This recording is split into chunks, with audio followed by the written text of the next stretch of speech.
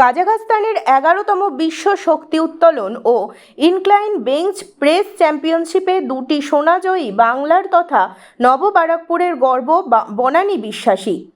বাংলার এই পাওয়ার গার্লের জন্য আজ গর্বিত গোটা জেলা। 11তম বিশ্ব শক্তি উত্তোলন ও ইনক্লাইন্ড বেঞ্চ প্রেস চ্যাম্পিয়নশিপে অংশ নিয়ে ভারতের হয়ে দুটি সোনাজয়ী বনানী বিশ্বাসের। জানা যায় 15 থেকে 19 জুলাই ওস্কিমেন কামেনগ্রোসে কাজাখস্তানে হওয়া এই আন্তর্জাতিক ওয়ার্ল্ড ইনক্লাইন্ড বেঞ্চ প্রেস প্রতিযোগিতায় সিনিয়র বিভাগে ভারতের হয়ে প্রতিনিধিত্ব করেন বাংলার মেয়ে উত্তর 24 পরগনা জেলার নিউ বারাকপুর পৌরসভার 20 নম্বর ওয়ার্ডে পশ্চিম কোদালিয়ার বাসিন্দা বনানী বিশ্বাস। সোনা জয় করে সোমবার সকালে এলাকায় ফিরতেই যেন উৎসবের চেহারা নিল বিশরপাড়া কোদালিয়ার রেল স্টেশন। ট্রেন থেকে নামতেই বাংলার এই মেয়েকে সংবর্ধিত করা হলো এলাকার বিভিন্ন সংস্থা থেকে শুরু করে পরিবারের তরফে। গলায় ফুলের মালা, স্মারক সম্মান দিয়ে রাজকীয় সংবর্ধনা পেয়ে আবেগতাড়িত হয়ে পড়লেন সোনাজয়ী পাওয়ার গার্ল।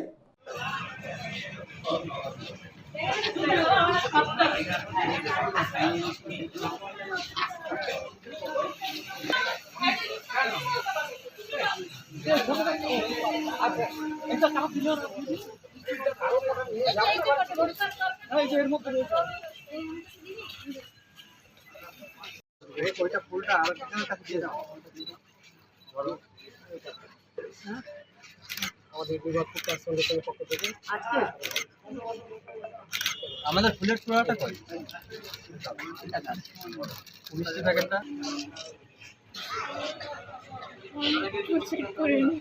বললো আজকে এইভাবে মেয়েকে রিসিভ করতে এসেছেন। এটা তো আকাশচুম্বী, এর জন্য আমি প্রস্তুত ছিলাম না। কেন আমি ভাবতেও পারিনি যে ও এইরকমভাবে আনএক্সপেক্টেড জিনিসটা করে আসবে, যার জন্যে আমার তো আনন্দের কোনো সীমা নেই, যেটা আমি তো প্রকাশ করতে পারবো না সম্পূর্ণ, কিন্তু তার মধ্যে যতটুকু বলতে পারছি তাই আমি বলছি। আপনি পেশায় কি করেন? আমি পেশায় রেলে ছিলাম, রিটায়ার করেছি 1 বছর হচ্ছে। মানে যখন রেলে চাকরি তখন উড়িষ্যায় থাকতেন? উড়িষ্যাতেই ছিলাম, তারপরে এখানে বাড়ি করে এসেছি। কিশোরপাড়ায় কোন জায়গায় আপনার বাড়ি? লিচু বাগান কলোনি, 20 নম্বর ওয়ার্ড, 38/8 হচ্ছে কোয়ার্টার নাম। আপনার নাম? নিয়ার বাই শতদল। আপনার নাম? ব্রজেন্দ্রনাথ বিশ্বাস। আপনার আপনি রিটায়ার পারসন? আমি রিটায়ার পারসন। হ্যাঁ, আমি অপেক্ষা করছি, কারণ আমার মেয়ের খুব ইচ্ছা ছিল একটু ইন্ডিয়ান ফ্ল্যাগ গায়ে চড়াবার জন্য। আজও ইন্ডিয়ান ফ্ল্যাগ গায়ে চড়িয়েছে, আমি এর জন্য ভীষণ ভীষণ খুশি। না মানে এই মেয়ে মানে যাওয়া মেয়ের সাথে মানে কতটা কি সহযোগিতা করতে পেরেছেন, মানে এতদিনে মানে মেয়েকে যে এই জায়গায় নিয়ে গেছেন সেখানে তো আপনাদের সেটা অবদান নিশ্চয়ই রয়েছে। অবশ্যই প্রচুর কষ্ট করে প্রচুর রকম করে ওকে পাঠানো হয়েছে, অনেক ওকে এটা ওটা বলে বলে বলে বলে পাঠিয়েছি, তার সাকসেস হয়েছে, বিশাল খুশি। আপনার নাম? প্রতিমা বিশ্বাস।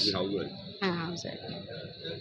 রিসিভ তোমাকে এটা টোটালি আনএক্সপেক্টেড ছিল, আর আমিও ভাবিনি কোনোদিন আমি এই সিলেকশনও হব আর গোল্ডও আনবো।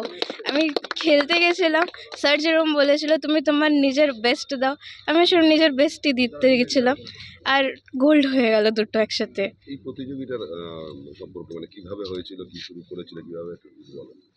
আমাদের বাবার মানে লাস্ট ইয়ার রিটায়ারমেন্ট হয়, তখন আমরা ওয়েস্ট বেঙ্গলে শিফট করি। তারপরে আমি নিজেও জানতাম না যে কি করব, আগে কিছু বুঝিনি।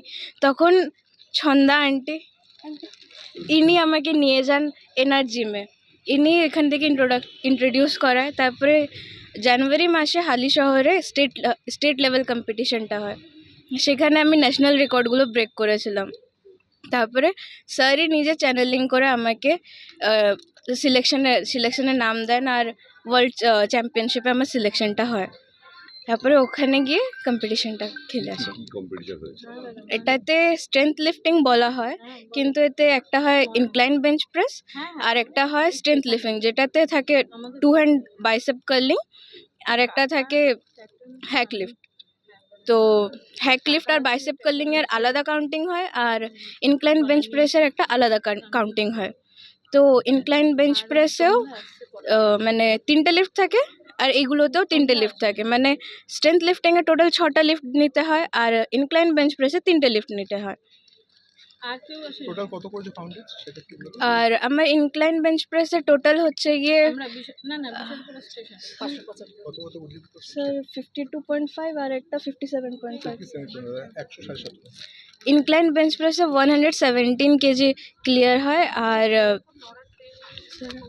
বাইসেপ কার্লিংয়ে স্যার 27.5 আর 30, তারপরে 130 140। তারপরে স্ট্রেংথ লিফটিংয়ে আমার টোটাল 370 ক্লিয়ার হয়। মানে কোন কোন দেশ এখানে অংশগ্রহণ নিয়েছিল? এখানে অনেক দেশই ছিল, আমার যেটা ছিল সেটাতে চায়না, তারপরে কাজাখস্তান, তুর্কমেনিস্তান আর তাজিকিস্তান, এদের সাথে আমার ফাইট ছিল, আর নেপাল। এটা কাজাকিস্তানই হয়েছে? হ্যাঁ, কতগুলো দেশ অংশ নিয়েছিল তুমি জানো? এতে প্রায় অনেকগুলো এশিয়ান কান্ট্রিজ ছিল, আর তার সাথে বাকি কান্ট্রিজের 7টা 8টা কান্ট্রিজ অংশগ্রহণ করেছিল। তুমি তো বললে এখানে নতুন এসছো, আগে কোথায় থাকতে? আমি আগে উড়িষ্যাতে থাকতাম। উড়িষ্যা থেকে এখানে কতদিন হয়েছে এসছো? এটা 1 বছর হবে। কবে গেছিলে কোথায়? কাজাকিস্তান? কাজাখস্তান আমরা এখান থেকে 12 তারিখে বেরিয়েছি। কবে ছিল কম্পিটিশন? 15 থেকে 19। তারপরে গোল্ড পেলে? হুম, একটা গোল্ড পেয়েছে না? দুটো গোল্ড পেয়েছে। এবার এই কি বলবে মানে তোমাকে দেখে যারা শিখছে বা ইন্সপায়ার হবে তাদের উদ্দেশ্যে কি বলবে, মানে এই লড়াইটা কতটা কঠিন ছিল? আমি বলতে চাই যে লাইফ ইজ টোটালি আনএক্সপেক্টেড। তুমি যখনই ভাববে তুমি পড়ে যাচ্ছ বা তুমি হেরে যাচ্ছ, ভেবেও না যে তুমি হেরে যাচ্ছ, তুমি আরও আগের দিকে যেতে থাকো, কিছু না কিছু ঠিক আবার লাইফে আনএক্সপেক্টেড ওয়েতে এসেই যাবে। যেরকম আমারটা, আমি যেরকম ভেবেছিলাম আমার কিছু হবে না, কি হয়ে গেল, কোথায় এসে গেলাম, কিন্তু তারপর আমিও জানতাম না যে আমি ওয়ার্ল্ড চ্যাম্পিয়নশিপে যাব, তার থেকেও বড় জায়গায় যাব। শুরুটা কিভাবে হয়েছিল তোমার ছোটবেলা থেকে যদি বলা হয়? ছোটোবেলার থেকে বলতে গেলে শুরু হয় আমার ড্রয়িং দিয়ে। ড্রয়িংটা করলাম, ড্রয়িংয়ে আমি অনেক 6 ইয়ার পর্যন্ত কমপ্লিট করলাম, সাথে ডান্স ড্রয়িং সব ছিল, ওতেও আমার ন্যাশনাল লেভেলের 2টো গোল্ড ছিল। তারপরে 12th পর্যন্ত আমি টোটালি পড়াশোনা এইসব নিয়েই ছিলাম, আমি স্পোর্টসে কখনোই ছিলাম না। 12th পরে একটু হয় সবাই হেভি হয়ে যায়, আমি তাই ফিটনেসের জন্য সুইমিং স্টার্ট করি। তো সুইমিংয়ে গিয়ে করছিলামই, ঠিক করছিলামই। তারপরে একদিন কী হয়, আমার একটা বান্ধবী ছিল, সে সুইমিং পুলে ফটো নেয়, তো ওখানে এরকমই থাকে যে সবাই নিজেকে ফটো দিয়েই ইয়ে করে। তো তখন আমার প্যারেন্টস আমাকে বলছে, দেখ তুই একা যে ফটো তুলতে পারিস না, সবাই ওটা নিয়ে প্রক্সি নিচ্ছে।